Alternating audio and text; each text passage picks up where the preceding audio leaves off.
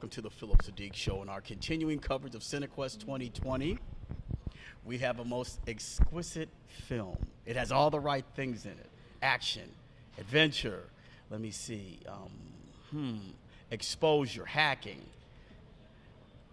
Also, if you're familiar with Ron Jeremy, some of you people may be familiar, so we got to get into that. How did you get him to act in your film? That's a story for you. We've got we'll one see. for you. Oh, and we got time. We got time. All right, so our guests are Alexandra. Alexandra Adomaitis. Uh-huh. Yes. Tracy Keshek. Okay, all right, Tracy. So let's go, you guys. First of all, welcome to the show. Thank you. Yeah, okay. Yeah, Thank you. yeah, I'm sorry, the Thank back and forth. Yeah, okay, so what was your inspiration for doing this type of film? I mean, because it's hacking, and then you show us a little bit of the hacking background as much as you can. So how much time did you research it? Well, I actually, several years ago, not to date myself, but I spent a good 7, 8 years of my life that I was surrounded by hackers. And so I kind of fell into this subculture where I wasn't personally a hacker. I mean, my technological abilities were very, very limited. Yes. But I started to meet all these different people, and they were just such characters to me. And I was already writing at the time, so I had kind of maybe jotted down some ideas, now and then.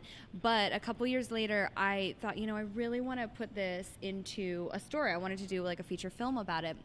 So I told Tracy, I said, you know what? I want to do a hacking piece. I want to bring everything that I've experienced, all these characters, I want to put them on the big screen. And then we had already been working on a television series, actually, where we were looking for this kind of ensemble of 9 main characters, and they all had their backstories and everything. And I thought, it would be so cool. We kind of bounced this idea off of one another. What if we took this hacker and this hacking story and we made it one of the characters? So it ended up becoming one of these episodes, and it's the pilot for this television series. And I just put all these adventures and things and intrigue and everything that I had experienced in real life and just put it. So that's where my inspiration came from. It's S41NT. It took me a long time to pronounce that as Saint. They had to tell me. I had no idea how to pronounce that. So it's written in leet speak. So leet speak is hackers use it. They replace letters with numbers, and they'll use it. It's kind of like a certain type of code that they can use. So the 4 would be an A, the 1 would be an I.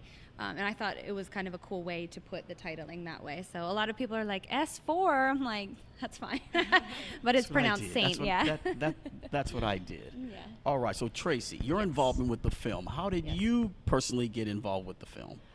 Well, actually, Alex and I have a production company together. It's called Siren Entertainment, and we have been making content for years. And this is just one in the domino effect of one leading to the other. Yes. So we've had our company. We've produced other, music videos, shorts, you name it, web series. So that's how we've kind of everything we've done together is basically everything that Alex writes. We get financing for it. We kind of put all the pieces together and then take it from there. Okay. I have to be honest, you guys. The first, I think it's 30 seconds. I'm watching. Okay. Then I see a familiar face. Ron Jeremy. I said, what, wait. Is that freaking Ron Jeremy from I said, I have to lock them down. I have to get an interview with them. You have to tell us the Ron Jeremy story. So how did you? Because I'm like. Okay, actually, when Alex had finished the script, we were talking about casting and who did we see in these different parts, and I said, just because sometimes I like to be funny, I'm like, it'd be great is if we got Ron Jeremy. Ron Jeremy's got to be the guy on the phone. But you have to remember what the role was. The role was for like an older gentleman who was, touching himself on the end of a bed, and so that was the character, and that's really all he did while he was on a line with what he thought or who he thinks is a sex phone operator. So then Tracy's like, so I thought, get Ron Jeremy, why not? And then later on she goes, okay, so we're getting Ron Jeremy, and I was like, oh, we are.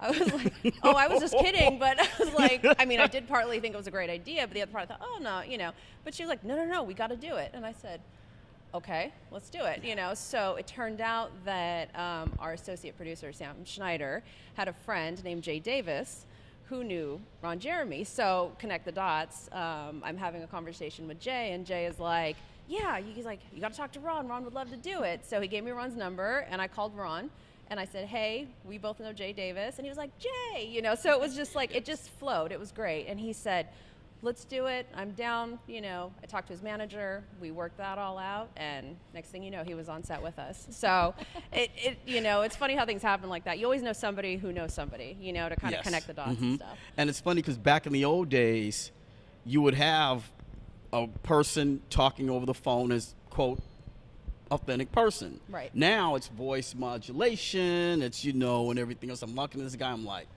oh, my goodness. And I see Ron Jeremy. I'm like, not that I've watched any of his films, but I'm just saying he fit very well into the character. Oh, absolutely. Yeah. Yes. The doctor. He voiced over for Samurai Jack. Yes. What's it, Lamar? Oh gosh, what's Oh my his God, that's name? not all. Yeah. Phil has done Phil so is- much. We are big fans of Phil. He's a good friend, and we love working with him. I mean, I can't say enough good things about him. He's such a professional, and he knows exactly what he's doing the minute he gets on set, and he just delivers wonderful work. I mean, I remember the first day we were out in the desert with him, and we were shooting, and the way he delivered his lines, I could hear it, you know, over the headset, and I just went, oh my God. Like, yes. Moving on. He, you know, like we've got it all moving on, but it's you know, every experience that we've had working with him has been fantastic. Right. We've And done let's 2 films with him. and let's not forget, for all you Supernatural fans, you know, Oh. Sam and Dean. There's a character in there that Sam took his eyes out. Kevin Tran. Yes. Kevin Tran, yes, played by Osric Chow. Osric, we also love Osric. Yeah. It was, I had a little fangirl moment the first time that he walked in. I was like, oh my God, I love it. You know, and then you start working together. But he's fabulous. Yeah. Such a professional as well. Once again, same thing. And you know what, even Ron, such a professional. It's all these actors that we're really blessed to be able to work with. But it's like, you know, the directing work that I do with them is strictly about the acting, about the motivation. You know, I don't have to tell them where their marks are. I don't have to tell them anything. They're just such professionals.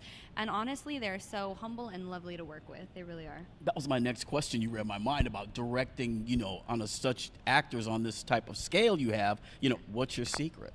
Because not everyone will be available to motivate them to. Yeah.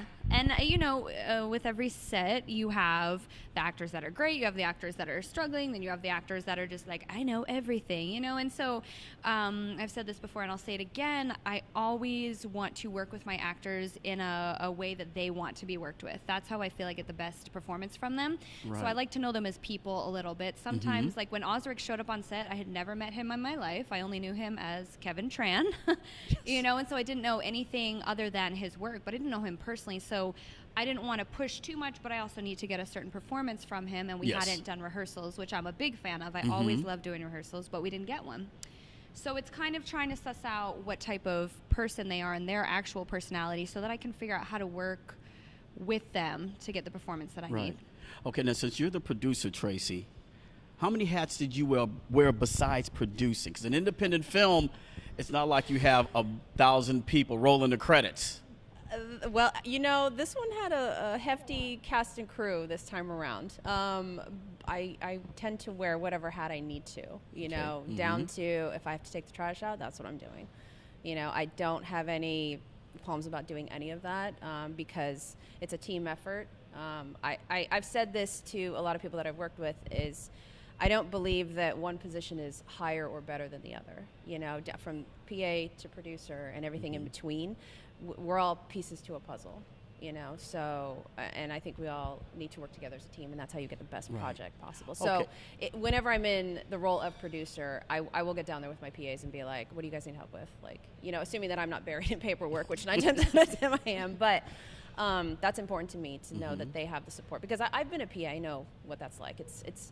It's not, you know, brain surgery, but at the same time, it's a rough job. You're working your butt off. It's taxing. So it's taxing, absolutely. So, yes, it's taxing. you know, especially when we wrap out of locations every day, you know, there's stuff that has to be picked up off the floor. There's trash. There's, you know, this and that. And I'll get down there with them and be like, let's do this. So I don't see myself as removed from that. You know, I like that kind of, we're all doing this together. Okay, so working as long as you have, how long have you guys worked together, and where did you meet? And the reason I ask that, because you're going to have ups and downs. There might be moments where you want to say, I'm walking away from this. Just put it in the rearview mirror and I'm going. Yeah.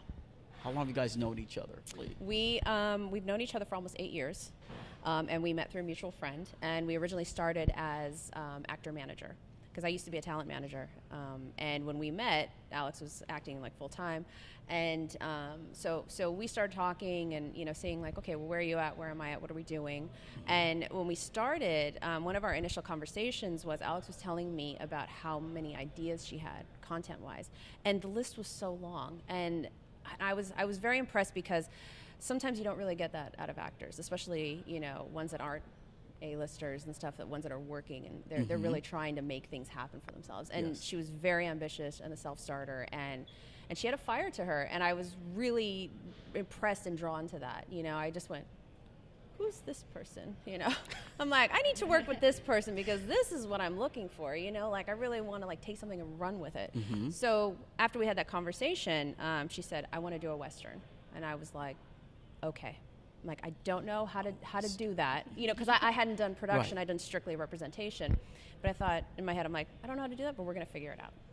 So we kind of, I think we really bonded over that initial pre-production, where it was, everything from indie filmmaking in the sense of like dollar store runs to, location, scouts, and you name it, everything in between. So we put that together the first month, just her and I. And we raised the funds and we figured out how to make it happen. And I think that's where it really kind of solidified. And we eventually became best friends also. So, and after all that experience, I saw that footage and I thought, oh my God, I love this. We need to do more of this, So I thought, let's do a production company. She's got so many ideas, we can write it. And that's that freedom of being indie in a sense. Is like, yes, you can be as creative as you want. You can, down to the final cut, like Alice was saying last night when we were talking about this. No one's hanging over our shoulder saying, okay, we're taking this out of your hands and we're making it look however we want. From inception to completion, we have that power to kind of, create it the way we want, Okay. So that's how, long story short, but that's how that whole thing came about, and that's where Red Siren Entertainment, Right. Okay, now, for the director, something we spoke about this on the red carpet, but your crew's going good. Some of them, let's say they're not pulling their weight. How do you fire someone? Well, yeah, we're digging that's deep. a real question, and honestly, especially too, because if you're working with a studio, or you're not doing independent film, it's easier because you have the HR department, you have the studio. Someone farther up will always do it for you. It's not going to be like the director or the producer. It's always going to be something different. But in our situation, it's really, we've always strive to take in the best talent, take in, as long as you are fit for the job, and we really feel like we can have a great working relationship. But once again, once you get on set, you never know how that person's going to react to things. So when you do actually have to fire someone or let go of someone, I think the focus is just to keep it as professional as possible and not dwell on the emotions about it or anything like that, because it really is, time is money. And time is money even more when you are doing independent film. So because of that, it's, it's not about you did this or you, it's strictly about this working relationship is no longer a, productive possible one, and so we are going to end it. We make sure that we always have contracts, we make sure everything is legally done, but it's really just about keeping it positive and moving on to the next, because I can't say it enough, time is money. you can't sit there and dwell on it, but I think some people tend to get emotional about it, and if you get emotional, that's it, your logic is out the window. So when you fired someone, you've never had security like back you up just in case? I mean, just to make sure they collect their belongings and exit stage left, please. You can go. To be honest with you, I'm from Boston, so I don't think that if I ever have to do it and when I have done it, I don't think that it's a necessary thing. I make it very clear what's about to happen. I mean, if I was to feel threatened, I think that would be a different situation, but it's very much just keeping it professional. This is what it is, and then if you have any other further questions, we have a great lawyer. And he is not going to, he's out for blood all the time. So I'm like, go deal with him. I don't have to deal with it. So, okay. Yeah. See, everyone, you're not going to get this type of interview on anybody else at this festival. I'm telling you right now. We try to do interviews, but we also try to enlighten you just a bit. Get yourself a great lawyer. Yeah. Yes, Tracy. Yes. He's still waiting in reserve. We haven't had to use him for that Yes. yet, which is good. That's a good thing. I prefer that, but I don't want to tempt him. Not Better Call Saul. Right, no. Well, one of those. Okay. All right. Now let's talk about the color palette of the film. Oh, fabulous. You have yes. different sections of color for different emotions of the film. Let's talk about how did you develop the palette, the different palettes for the film. Well, without giving away too much story-wise, Yes. there is kind of a shift you'll notice after a certain event happens Yes. in the film. And so in the beginning, I wanted it, you have more of that sunlight, you have more of that kind of Wes Anderson coloring, the more creamies and the yellows and the kind of, when you see Ron in that room, I mean, I don't know how many people knows, but there's like a picture, of the Virgin Mary and, then there's some pill bottle. I mean, everything was really color coded to seem very creams and pastels and stuff like that. And then when that shift happens, I wanted everything to get a bit more intense. The scene where she's in the interrogation room, I wanted that to be stark. I wanted it to feel bare. I wanted it to really isolate her and to isolate the fact that it's her and the doctor.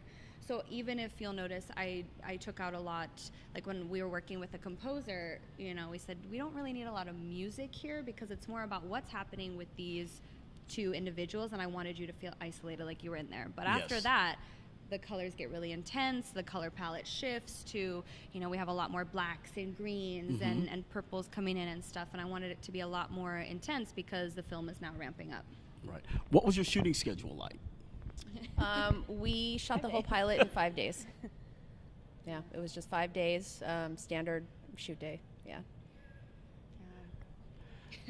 I swear, Phillip. Hold your wrist out. Let me know. Hold your wrist. No, you won't. Let me see. Ooh, this is the test. Yeah. Okay. What was your shooting schedule? 5 days. Your pulse just jumped when you said that. Somebody's lying. That's because we ran over here across the street. I talked to them after I saw the film, and I left them an email. And I normally don't do that. Film critic, you stand back and you sometimes detach yourself from a film. I got attached to this film, and tell them just a bit about the email I left you guys. Oh, it was a voice. It was a voicemail. A voicemail, that you left. okay, Yes, all it was the best voicemail I've gotten in a very long time. And I walked in the other room, I'm like, Alex, you got to hear this. You got to hear this. So I put it on speakerphone and I played it for her. And I was like, oh my God, I thought it's so, rewarding when you get something like that. So I really appreciate you taking the time to watch it. I mean, I told you that before, but it just, because I know how it is to go through screeners of so many films and stuff like that. It's, it's a bit much, but your voicemail, it was great. It made the whole day better. I mean, really, it just. Now, the music you do have in the film, who composed the music? Well, we basically had a composer. Yes, so okay. he did all the scoring, and then we did use some songs in the club scene from a DJ Right, that we know. okay. Yeah, so between those two things, Yeah. and even the music that the DJ provided, our composer, Renee, he took it all, and he kind of created this whole fabulous, weaving emotion of music. It was the one scene, I think, it's you, another guy, you're walking up to this other guy, and you say, well, and he says, Called me oh. Chris. Yeah. Oh, yes. Yeah, he's like, stop right there. Yes. I'm like, you guys are bossing. So, yeah. Wow. Yeah. That was Renee. Yeah, thank you, Renee. He's Yeah. wonderful. This is our second time working with him. Actually, our third time working with him, excuse me. This is our third time. But he worked on our other short film. He had created this amazing soundtrack for us and just composed this awesome stuff. So when we told him that we were going to be doing hacking and, computers and all this, he was like, okay, I'm in, and we gave him all the examples. We said, we want a little bit of Tron and a little bit of exciting Marvel film and a little bit of Mr. Robot, and then put it together. But we wanted our own sound, so don't use any of that sound, Right. Because you want that, the Matrix and all that stuff. So you do Yes. want that, but. He is so amazing because he'll sit with us. We both give him notes, and he'll do them, and he'll work on them, then he'll send it back. And I mean, he's always been so patient and wonderful with us. Right. So I'd say, what's next for you guys? We have quite a few features actually that are ready to go, and I'm on the financing trail. Right. So Getting that's that what we're working money on. part. Yeah. Describe how getting the money, making the pitch, get the money. The most fun part ever, you mean? Hey, inquiring minds want to know. You know, I don't. We do it. We want to know. Yeah, if anyone has any tips. That pulse rate is bumping He doesn't again. believe me. Her pulse rate is bumping again. I'm actually, I pride myself on being maybe one of a handful of actually honest producers in town. So I swear, she can vouch for me. Yeah, okay. So She's just our smiling. plan. She What is just- our plan? You didn't. Oh, you need me to vouch for Yeah. you? Oh, yeah. You didn't. You just Oh, You're like, like, oh, I'm like, Oh, so she gave me the back of her hair. how's my hair look? Yeah. No. She is very honest. Anything that she says, you could definitely trust. Anything I say, depends on my mood. You're giving Boston a bad name. No, that's Boston. I mean, we're so real that it's like, but I'm also an actor, so, yeah. Lord. I don't know that there is a correct way to do it. Okay. I think it's definitely a relationship thing, connecting the dots with people. I find that financiers are not, holding up a sign, standing outside, being like, "Here I am with Yes. billions of dollars." Like angel investors? Shocking. What? It's yeah, right, exactly. Yeah. So it's usually finding the person that is the middleman between them and the investor. Not an easy feat. You definitely have to do a lot of networking. You have to take a lot of meetings. You have to. Oh, we were just talking about this before we started. It's Candace. Let me see. Candace. Candace, we're here. Hi, Candace.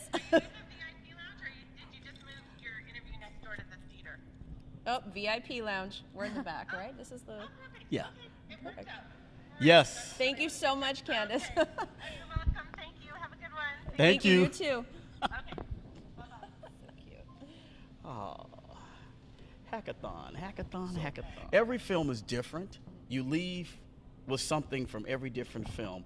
What will you two leave with that you'll take with you for your next film or your next endeavor? Okay. Well, I know as a filmmaker, I'm always learning everything with every project. So I did take away a lot of things that I would do differently next time, a lot of things that I loved how I did, and so I'll put those in my little wheelhouse. So on the professional sense, I did learn a lot with this project because, for example, we'd never done VFX before, so that was a whole thing that we had to learn, and just a lot of moving parts because this project was so much bigger than our other ones, and because there were so many computers and we had consultants and we had code and all that. So in that sense, I learned a lot, and I'll take away a lot with that. But this piece is really, really special to me. I mean, I did know these people at one point in my life, and whether we talk or not anymore now, it's like a little piece of my life that I put into this fictional story, and now I can create this whole world from it, and the experience in making it was absolutely fabulous. I mean, I loved making this film so much, so I'll take that joy away with me. All right, then, Tracy. Ooh, I'm gonna have to steal some of your answer because I think that you learned something on every set. Yeah, you do. And it doesn't end. It's like it's a constant learning process. Every time you think you know exactly what you're doing, it will throw something at you that you least expected. So I think creatively, in a business sense, there were so many things that came up here and there, and then I think a lot of things test you, and even when the day before we shot, there was a fire, a massive fire actually, out in Calabasas, and our gaffer's truck was out there, and he had to evacuate, and I think I had like 12 hours to figure out a new situation for us before we ended up on set, with no equipment. So that was a mad dash, so I think it. Okay. Speak on it. It was terrifying. Well, we actually, our first day, we went out to the desert in Santa Clarita, and when we came back down, we were thinking, we're going to get shut down, just because of the fire, so, and we came back into Burbank because we had a moving day. We were up in the desert, and then we were down at the studio at the end of the day, and coming down over the hill, it was just heavy smoke. And I thought, okay, you know, the valley in Los Angeles is on fire. Like, what are we going to do, you know? So I think it teaches you patience. I think it teaches you how to respond in a crisis, you know? And to be when flexible. and to be flexible. Yeah. So it's a... Even with the club location, I mean, that was like, we had a club location that had been locked in like way back when, and we're getting there, and I think it was like 2 days before shooting or something. You went to go like sign the contract and everything, and we had massive sound issues. Yeah, it was like the refrigerators, because this was like a really big club, and they were like, oh, we can't turn the refrigerators off. It's like, I thought, they're like, oh, it's fine, you can make it work, right? And I said, no. Fix it in post. right, so there you go. There's 2 no days. fixing that in post Right, because it exactly. was so, you know, I mean, in a club, it's so loud, you're not going to hear any Yes. refrigerators, but you turn all of that off, it is loud. so loud, and then you take Yeah. mics like these that are Yeah. super powerful, you know, and you're done. So to be quick on your had, feet. I had like 2 days to figure out that location too, and I did that in the middle of the shoot. You know, I just ran out, booked Okay. it, and then came back. So it was constantly like living on by your the- tiptoes. the edge of your seat, basically. So, but it's good though, because I mean, at the time it doesn't feel very good because it's stressful, but it's good because it teaches you how you respond to things, and then it kind of toughens you up, because it's like, you know what, I've already been through that. I can handle the next bigger thing. That's what I take away from it. That was my next question on challenges, but hey, you guys knocked that out the park. I mean, that's it. Red Siren Entertainment, you guys. Beautiful. Right. That's the artwork. Saint. Artwork by Holly Lush, Yeah. amazing artist. Holly Lusher. Lusher, excuse me, that's her Instagram. Yeah. Wait, did you say Holly Luscious? No, but that would be a great. That would be a good name. one too. No, our artist, she does all our pitch decks, she does all our posters, stuff like that, and she's a good friend of ours, Holly, and she's been on this ride from the moment we said we want something that's powerful, but we want it colorful, but we don't know what we want, and she's like, I got it, okay, bye, and then she comes back with this, and I was like, this is amazing, so thank you, Holly. We appreciate her. Yeah. Everyone, I've had a joyous time interviewing Alexandra and Tracy. Saint, the movie here. I'm telling you, one last thing. Who decided to put the twist in? Well, I mean, We want to talk. Say who? the twist. 'Cause, yeah, that the would have been me twist. as the writer. So I put that in. Obviously, we can't really talk about it, No, but it no, is a no. big Mm-mm. twist that is Yeah. important, because moving on to the rest of the television series, that is an important part, that you see that secret that she's going to discover, and it starts to unravel her whole life when she's driving away. I mean, that's just the beginning. And so she thought, oh, I'm in trouble with this group, but really you're in so much more trouble than you thought. You have no clue. Yeah. Yeah. So, but releasing that kind of twist was important to me, because there are people that do this. This is a Yes. reality and a Mhm. realistic Right. thing. So I had no idea. Yeah. I had no idea. Yeah. I looked at some things. I'm like, holy Oh, shit. yeah. And then it makes sense. Yeah. San Jose, what happens in San Jose? Yeah. Cinequest? Okay. Red Siren came to Red San Siren Jose? showed up? Yeah. Okay. I mean, that was special, like really important to me, because, growing up here, going to school here, and being able to bring a project home is just, it's awesome. My family's here. I have friends here. It's being in LA is great, and debuting things there, but this is different. It's, it's home. So it's, the fact that, I have my family coming tonight, it's just, it's so cool, to have my parents see it on the big screen. And Are you going to get emotional? I am. I'm definitely going to get emotional. It's so funny. I think we talked about this yesterday. We were in the car, and I realized, I went, wait, we're in San Jose, and our film is premiering tomorrow. Like, what? World premiere too. It's the world premiere premiere, here so- at Cinequest. Amazing. That's even better. The world premiere here in my hometown. Like, couldn't ask for anything better than that. Yeah. So I think it's still sinking in. Right. Because we've been running around doing all this stuff, and it's starting to Yes. kind of. I think once I sit down tonight at the know theater. when it really hits is when it goes black after the last film has finished, and yours is coming up next, and then Oh, you see yeah. that first, the blinking cursor in the beginning of the film, and then Yeah. you're gonna be like, okay, and we Yeah. always like hold hands, and we're like, Yeah. okay, please don't suck. Emotional support. Yeah. Way to end the interview, you guys. Phillip Siddiq Show. We're at Cinequest 2020. And what can I say? We'll see you guys on the next edition of the show. Yeah.